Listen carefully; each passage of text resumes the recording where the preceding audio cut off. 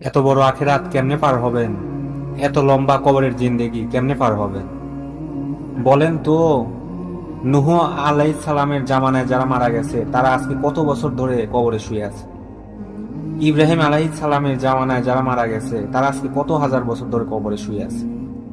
আবু জাহেল আজকে কত বছর কবরে পড়ে আছে? 1450 বছর, তারও বেশি। 1450 বছর ধরে পড়ে আছে কবরে।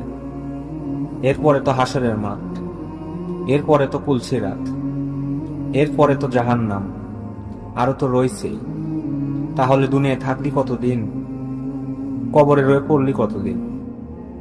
আবু জাহেল দুনিয়াতে ছিল 800 বছর, আব্দুল আহাব দুনিয়াতে ছিল জীবিত ছিল 900 বছর। তো কবরে আছে কত বছর? বাচ্চে কয় বছর? 60 বছর, না হলে 70 বছর, ঠিক কিনা বলেন? তাহলে দুনিয়ায় ছিলি কতদিন, কবরে আসস কতদিন? আচ্ছা, এই কথা এখনই মনে হলো। এরপরে তো সামনেরটি রয়েছেই মিয়া। এখনো তো কিয়ামত আসে নাই, এখনো তো ইসরাফিল সিংহায় ফু দেয় নাই। একবার ফু দিবে, সব কবরে যাবে, আবার ফু দিবে, হাসরের মাঠ কায়েম হবে। আবার হাসরের মাঠের একদিন, খোদার কসম এই কোরআনে আল্লাহ বলছে হাসরের ময়দানের এখন একদিন, প্রতি একটা দিন কয় ঘন্টা?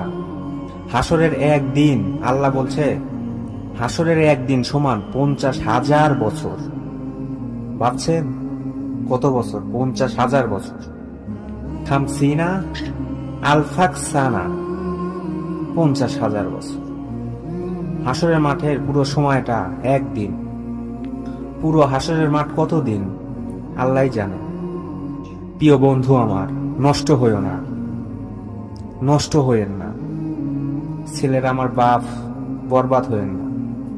মনে করো কেউ বলে নাই, তবুও নষ্ট করো না নিজেরে। বাবা বলে নাই, মা বলে নাই, সর্দারে বলে নাই, মাতবরে বলে নাই, গ্রামের মুরব্বীরা বলে নাই, কেউ তোমারে কিছু বলে নাই, তবুও তুমি নিজেরে নষ্ট করে দিও না। হযরত ইব্রাহিম আলাইহিস সালাম পুরো কম আপন বাপ আপন মাও সবাই মূর্তি পূজা করত। কেউ তো ওনাকে ইমানের দাওয়াত দেয় নাই, তবু সে ছোট্টবেলা থেকে তিনি ওইখানে থেকেই তিনি খুঁজে নিয়েছেন আল্লাহরে। কাকে খুঁজে নিয়েছেন? আল্লাহকে তালাশ করেছে। কওমের লোকেরা বলছে যে তারকা এটা রব। আচ্ছা ঠিক আছে, দেখি তো। কিছুক্ষণ পরে তারকা ডুবে গেছে, রব আবার ডুবে কেমনে?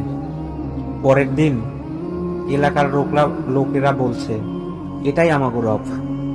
আচ্ছা ঠিক আছে, মেনে নিলাম এটাই আপনাদের রব।